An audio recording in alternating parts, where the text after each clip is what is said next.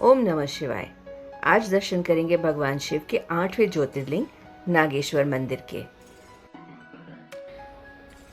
हिंदू धर्म के अनुसार नागेश्वर अर्थात नागों का ईश्वर होता है। ये विष आदि से बचाव का सांकेतिक भी है। रुद्र संहिता में इन भगवान को दारुका वने नागेशम भी कहा गया है। भगवान शिव का ये ज्योतिर्लिंग गुजरात प्रांत में द्वारकापुरी से लगभग 17 मील की दूरी पर स्थित है। इस पवित्र ज्योतिर्लिंग के दर्शन की शास्त्रों में बड़ी महिमा बताई गई है। कहा गया है कि जो श्रद्धा पूर्वक इसकी उत्पत्ति और महात्म्य की कथा सुनेगा, वो सारे पापों से छुटकारा पाकर समस्त सुखों का भोग करता हुआ अंतः में भगवान शिव के परम पवित्र दिव्य धाम को प्राप्त होगा।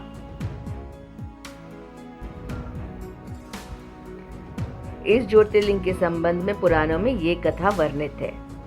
सुप्रिय नामक एक बड़ा धर्मात्मा और सदाचारी वैश्य था। वह भगवान शिव का अनन्य भक्त था।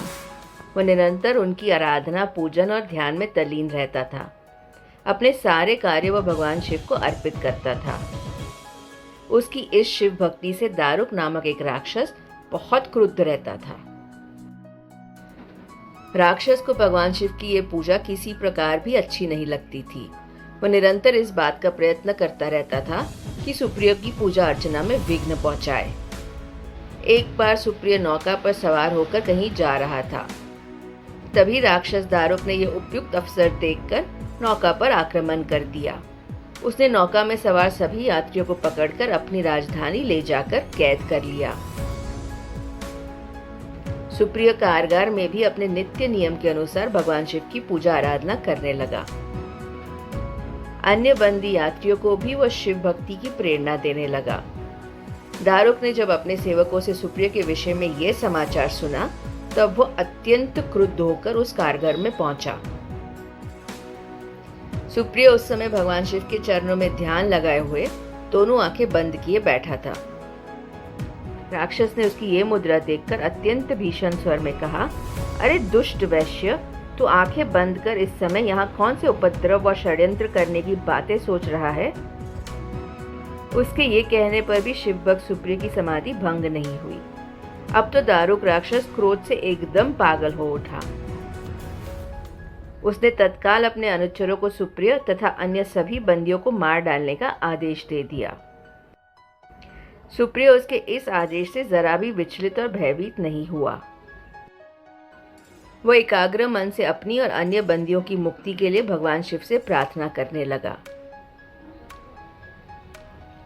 उसे ये पूर्ण विश्वास था कि मेरे आराध्य भगवान शिव जी इस विपत्ति से मुझे अवश्य छुटकारा दिलाएंगे। उसकी प्रार्थना सुनकर भगवान शंकर जी तत्क्षण उस कारगार में एक ऊंचे स्थान में एक चमकते हुए सिंहासन पर स्थित होकर ज्योतिर्लिंग के रूप में प्रकट हुए। उन्होंने इस प्रकार सुप्रिय को दर्शन देकर उसे अपना पाशुपत अस्त्र भी प्रदान किया। इस अस्त्र से राक्षस दारुक तथा उसके सहायक का वध करके सुप्रिय शिवधाम को चला गया। भगवान शिव के आदेश अनुसार ही इस ज्योतिर्लिंग का नाम नागेश्वर पड़ा। नागेश्वर मंदिर में दर्शन का समय है प्रातः 6 बजे से दोपहर 12:30 बजे तक और शाम 5 बजे से रात 9:30 बजे तक। अगले सोमवार आपको ले चलेंगे बनारस और करेंगे बाबा विश्वनाथ के दर्शन। तब तक के लिए खुश रहिए और हमेशा की तरह जपते रहिए। हर हर महादेव।